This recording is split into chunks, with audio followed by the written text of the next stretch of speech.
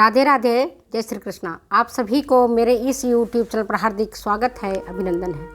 प्यारे बच्चों, आज मैं आपको आहार का वर्गीकरण और कार्य जो TGT के बच्चों के लिए इम्पॉर्टेंट है और आगे जो बच्चे नेट का परीक्षा दे रहे हैं या असिस्टेंट प्रोफेसर की परीक्षा दे रहे हैं उनके लिए भी महत्वपूर्ण है। सिलेबस देखिए आप। तो TGT का जो एक इम्पॉर्टेंट टॉपिक है आहार का वर्गीकरण एवं कार्य, इस पर आज मैं चर्चा करूँगी।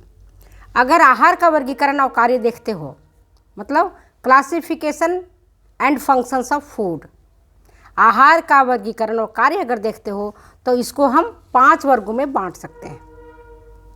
कितने वर्गों में? 5 वर्गों में बांट सकते हैं। पहला है पोषक तत्वों के आधार पर, दूसरा है कार्य के आधार पर, तीसरा है नस्वरता के आधार पर और चौथा है उद्गम के आधार पर, पांचवा है रासायनिक प्रकृति के आधार पर। कितने आधार हुए इसके? 5 आधार हुए। कई बच्चों ने कहा कि मैडम आप मुझे बोर्ड पर पढ़ाइए। कोशिश मेरा बोर्ड पर रहेगा बेटा, मैं पढ़ाऊंगी आपको बोर्ड पर। उसकी सेटिंग के लिए मुझे थोड़ा सा देखना पड़ रहा है, तो मैं जैसे मेरे सेटिंग हो जाता है मैं बोर्ड से पढ़ाना शुरू कर दूंगी। तो देखो, पोषक तत्वों के आधार पर अगर हम देखते हैं, कितने आधार पर हुआ हमारा आहार का वर्गीकरण? हम 5 आधार पर करेंगे। रटने के हिसाब से कह रहे हैं, जरा बिना रटे सोच सकती हो। किस आधार पर वर्गीकरण करेंगे? एक तो पोषक तत्वों के आधार पर, दूसरा करेंगे हम फंक्शंस क्या है, कार्य क्या करता है उसके आधार पर, तीसरा है नस्वरता के आधार पर, चौथा है उद्गम, कहाँ से उसका ओरिजिन हुआ, कहाँ से वो निकला है उसके आधार पर, और पांचवा हुआ रासायनिक प्रकृति के आधार पर। इस तरह से 5 भागों में आहार का वर्गीकरण हम कर सकते हैं। 5 तरीके से हम कर सकते हैं। तो सबसे पहले हम आते हैं, चलो पहला वाला देखते हैं, है ना। पहला वाला देखते हैं कि अगर हम पोषक तत्वों के आधार पर हम आहार का वर्गीकरण करते हैं, भोजन का वर्गीकरण करते हैं, तो आपको सब पता है। पिछली वीडियो में भी मैंने आपको पढ़ाया था, डिटेल्स में पढ़ाया था। अगर आपने पढ़ा होगा, आपको ध्यान होगा, तो आपको पता है कि आहार जो पोषक तत्व हैं, उन पोषक तत्वों के आधार पर आहार को हम कुल 7 वर्गों में वर्गीकृत कर सकते हैं। पहला हुआ कार्बोहाइड्रेट, दूसरा हुआ वसा, तीसरा हुआ प्रोटीन, चौथा हुआ विटामिन, पांचवा हुआ खनिज लवण, छठा हुआ जल और सातवां हुआ रेशा। सातवां क्या हुआ? रेशा हुआ। पोषक तत्वों के आधार पर हमने वर्गीकरण किया तो कार्बोहाइड्रेट पहला, दूसरा वसा, तीसरा प्रोटीन, चौथा विटामिन, पांचवा खनिज लवण, छठा जल और सातवां क्या है हमारा बेटा? रेशा। तो कार्बोहाइड्रेट के बारे में अगर हम जानते हैं तो आपको सबको पता होगा।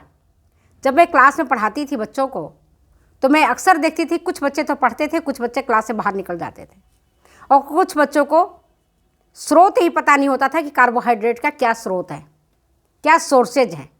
उस समय तो ध्यान से नहीं पढ़ते हैं, और जब बाद में पास आउट हो जाते हैं, BA में कर लेते हैं, कंपटीशन की तैयारी करनी होती है, तब उनको पता चलता है अपनी भूल का एहसास, तब तक देर हो जाता है। इसलिए अभी भी देर नहीं हुआ है, आप ध्यान से पढ़ेंगे तो आपको याद हो जाएगा। तो कार्बोहाइड्रेट का स्रोत क्या है? पहले भी मैंने बताया था, आज भी बता रही हूँ। कार्बोहाइड्रेट का स्रोत है सभी प्रकार के अनाज। जितने भी प्रकार के अनाज आप खाते हैं सब कार्बोहाइड्रेट का बेस्ट सोर्सेज हैं, जिसमें मक्का, ज्वार, बाजरा, गेहूँ, चावल, रागी, मड़ुआ, जो भी आप खाते हो, जो भी अनाज आप देखे हो, जो भी अनाज आप खाते हो, आप गेहूँ खाते हो या मक्का खाते हो या बाजरा खाते हो, ज्वार खाते हो, रागी खाते हो, जो कुछ भी आप खा रहे हो वो अनाज है और उसमें कार्बोहाइड्रेट की पर्याप्त मात्रा होती है। उसका मुख्य काम क्या है? आपको पता है कार्बोहाइड्रेट का मुख्य काम है टू प्रोवाइड एनर्जी, ऊर्जा देना उसका मुख्य काम है। उसका मुख्य काम क्या है? कार्बोहाइड्रेट का ऊर्जा देना। कहाँ पाया जाता है? सभी प्रकार के अनाज में, मीठे फलों में और जड़ और कंद वाली सब्जियों में। जैसे आपके चिप्स हैं, सुखा करके आलू का ही बनता है चिप्स, अरबी का बनता है चिप्स, तो इनमें ज़्यादा मात्रा में कार्बोहाइड्रेट होता है, अधिक मात्रा में इनमें कार्बोहाइड्रेट होता है। जड़ और कंद वाली सब्जियां, मीठे फल, अंगूर हो गया, केला हो गया, जो मीठे फल है ना, उनमें कार्बोहाइड्रेट की मात्रा ज़्यादा होती है। चीनी है, गुड़ है, मिश्री है, मिठाइयाँ हैं, इनमें कार्बोहाइड्रेट की मात्रा अधिक होती है। तो ये आपके स्रोत हुए। काम क्या है? ऊर्जा प्रदान करना। कितना ऊर्जा देता है? तो 1 ग्राम कार्बोहाइड्रेट 4.1 किलो कैलोरी ऊर्जा प्रदान करता है। दूसरा जो पोषक तत्वों का आधार पर अगर हम वर्गीकरण करते हैं तो दूसरा है हमारा पोषक तत्व वसा समूह। वसा समूह किस में मिलता है? फैट जो है आपको वो मिलेगा सभी प्रकार के तेल में, घी में, मक्खन में। अब फैट में सैचुरेटेड फैटी एसिड होता है, संतृप्त वसीय अम्ल होता है, इसलिए अधिक मात्रा में घी, डालडा और सैचुरेटेड फैट युक्त चीज़ें नहीं खानी चाहिए, अन्यथा ये आपके धमनियों के अंदर जम जाएंगे और कोलेस्ट्रॉल के रूप में संग्रहित हो जाएंगे और आगे चल कर के कालांतर में काफ़ी समय के बाद ये आपको हार्ट डिजीज के रूप में उभर के सामने आएंगे। इसलिए सैचुरेटेड फैट जो है अधिक मात्रा में खाना नहीं चाहिए। वसा जितने भी प्रकार के तेल हैं, सरसों खाते हो या मूंगफली खाते हैं, आप सनफ्लावर का खाते हैं, जिस किसी का भी आप खाते हैं, उनमें वसा की प्रचुरता रहती है और 1 ग्राम वसा से 9.2 किलो कैलोरी ऊर्जा की प्राप्ति होती है। 2 चीज़ समझ में आ गया? स्रोत क्या है? मैंने आपको बताया घी, तेल, तेल बीज। सर्दियों में तिल के लड्डू हम खाते हैं, मूंगफली का चक्की खाते हैं। तो ये सब आपके वसा प्रदान करने वाले भोजन हैं। तीसरा है प्रोटीन समूह। प्रोटीन समूह के अंतर्गत सभी प्रकार की दालें इसके स्रोत हैं। इसका मुख्य काम है शरीर की तंतुओं की मरम्मत करना, टूट फूट की मरम्मत करना, इसका मुख्य काम है प्रोटीन का। शरीर की वृद्धि और विकास करना, ये इसका मुख्य काम है। शरीर की वृद्धि और विकास करना, तंतुओं के टूट फूट की मरम्मत करना, ये प्रोटीन समूह का काम है। कहाँ पाया जाता है? आपको सब पता है, सभी प्रकार की दालों में, सोयाबीन में, और इसका बेस्ट स्रोत होता है, उत्कृष्ट प्रकार का जो प्रोटीन है वो जानतो स्रोतों से प्राप्त होता है। मतलब किससे प्राप्त होगा? मांस, मछली, अंडा, दूध या मिल्क प्रोडक्ट, पनीर, चीज़, इनसे मिलेगा। अधिक मात्रा में प्रोटीन की मात्रा मिलती है। किससे मिलेगी? आपको एनिमल फूड से। एनिमल फूड से बेस्ट क्वालिटी का प्रोटीन मिलेगा। और जो आपके दाल हैं, जितने भी प्रकार की दालें हैं, इनमें बेस्ट क्वालिटी का प्रोटीन इसमें से नहीं मिलता है। ठीक है, तो आपको 2 चीज़ समझ में आ गया। प्रोटीन का क्या काम है आपको मैंने बताया। प्रोटीन का मुख्य काम है बॉडी की डेवलपमेंट करना, क्योंकि आप सब जानते हो our cells are made up of protein. प्रत्येक कोशिका प्रोटीन की बनी होती है। तो रक्त का निर्माण करना हो या हार्मोन का निर्माण होना हो या एंजाइम्स का निर्माण होना हो, मसल्स का निर्माण होना हो, ये सारे काम प्रोटीन से होते हैं। ठीक है, प्रोटीन समझ में आ गया। अब प्रोटीन जब ऊर्जा हमें कार्बोहाइड्रेट से, वसा से नहीं मिलती है, उस स्थिति में प्रोटीन ही टूट करके ऊर्जा प्रदान करता है। प्रोटीन का काम भी है ऊर्जा प्रदान करना। ठीक है, इसके बाद आता है विटामिन। विटामिन क्या है? रक्षात्मक भोज्य पदार्थ हैं, रक्षात्मक पोषक तत्व है विटामिन। कहाँ मिलेगा? सभी प्रकार के फलों और सब्जियों में। सभी प्रकार के फलों और सब्जियों में मिलते हैं विटामिन। और पहले भी बताया था, आज भी बता रही हूँ, विटामिन मुख्यतः 2 ही प्रकार के होते हैं। एक जल में घुलनशील विटामिन होता है, दूसरा वसा में घुलनशील विटामिन होता है। तो जो जल में घुलनशील विटामिन होता है वह तो 2 ही है, विटामिन बी और सी। अब बाकी जो वसा में घुलनशील विटामिन है वो 4 होते हैं, vitamin A, vitamin D, vitamin E और विटामिन के। इसके बारे में मैंने पहले भी क्लास में पढ़ाया था और आज ही बता रही हूँ। तो विटामिन का मुख्य काम क्या है? शरीर की रक्षा करना। किससे? रोगों से। रोगों से बचाने का काम करता है। जैसे आँखों को रोगों से बचाता है, आँखों को रोशनी प्रदान करने में मदद करता है, वो विटामिन ए करता है। त्वचा को चिकना और चमकदार बनाए रखने में विटामिन सी का योगदान रहता है। हड्डियों को मजबूत बनाने का काम, दांतों को मजबूत बनाने का काम कैल्शियम ये आपके विटामिन डी करता है। कैल्शियम फास्फोरस के अवशोषण में विटामिन डी का मुख्य भूमिका होती है।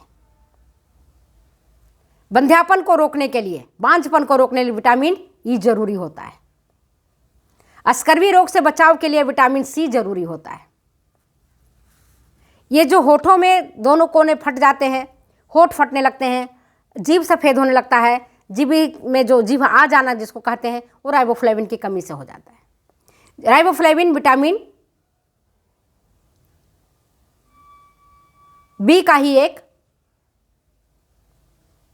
नाम है, एक वर्ग है।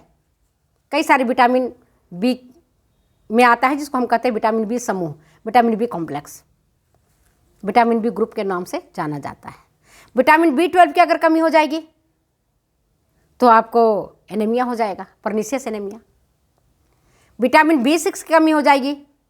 इसी तरह से कई सारे जो चीज़ें हैं, कई सारे विटामिन हैं, अत्यंत अल्प मात्रा में इसकी आवश्यकता होती है, लेकिन चाहिए हमारी बॉडी को। अगर ये नहीं मिलेगा तो निश्चित तौर पर हमारा शरीर रोगों से घिर जाएगा और हम बीमार पड़ जाएंगे। इसके बाद आता है खनिज लवण। खनिज लवण का भी काम है रोगों से सुरक्षा प्रदान करना, और निर्माणात्मक कार्य भी खनिज लवण का है। हड्डियों का जो निर्माण होता है कैल्शियम फास्फोरस से होता है। खून जो बनता है उसके लिए लोहा होना हमारी बॉडी में अनिवार्य है। कई सारे जो खनिज लवण है हमारे, कुछ खनिज लवण हमें कुछ ज़्यादा मात्रा में चाहिए होता है, कुछ हमें कम मात्रा में चाहिए होता है, तो खनिज लवण भी जरूरी है। इसके बाद आता है जल।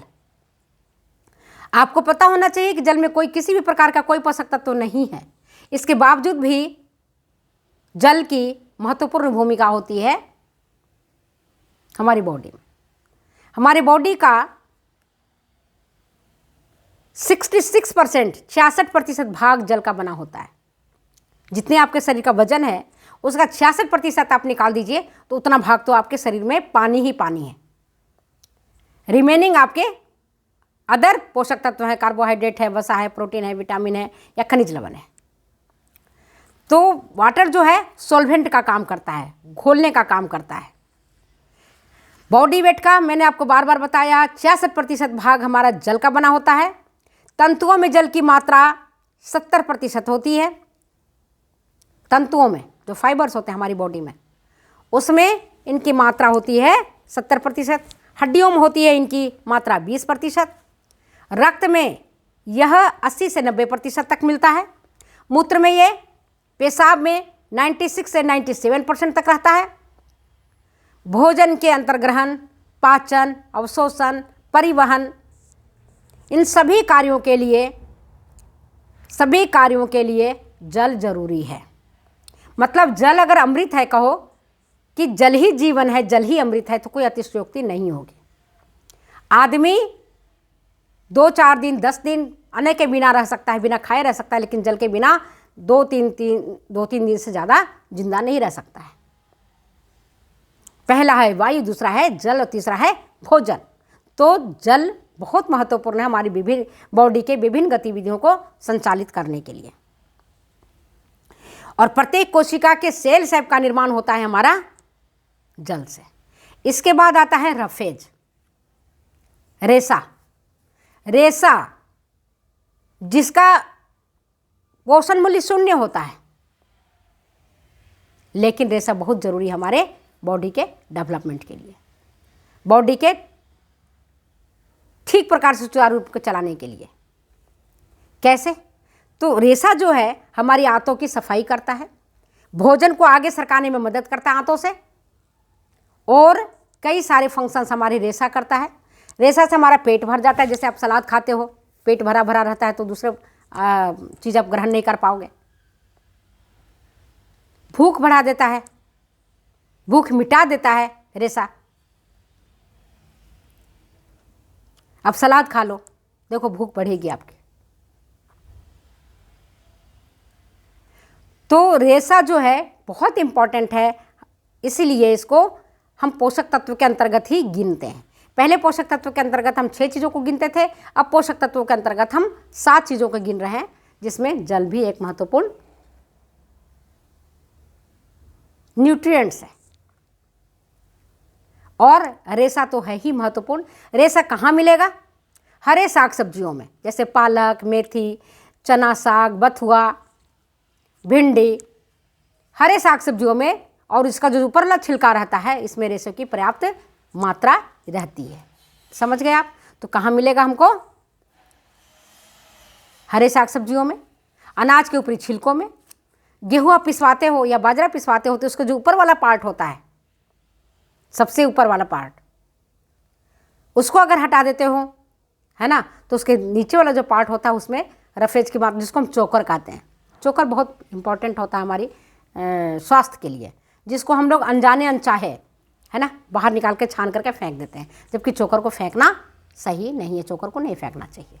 तो चलिए आज मैंने आपको पोषक तत्वों के आधार पर आहार का वर्गीकरण के बारे में बताया है। वीडियो अच्छी लगती है तो प्लीज़ शेयर करें, कमेंट करें, सब्सक्राइब करें। तो देखते हैं आगे, और आगे पढ़ेंगे कि कार्य के आधार पर किस तरह से हम आहार का वर्गीकरण करेंगे, नस्वर्त के आधार पर कैसे करेंगे, उद्गम के आधार पर कैसे करेंगे, रासायनिक प्रकृति के आधार पर कैसे करेंगे। तो हम आगे आपको बताते जाएंगे। आप एक एक बिंदु को ध्यान से देखना और ध्यान से पढ़ना। Okay, bye.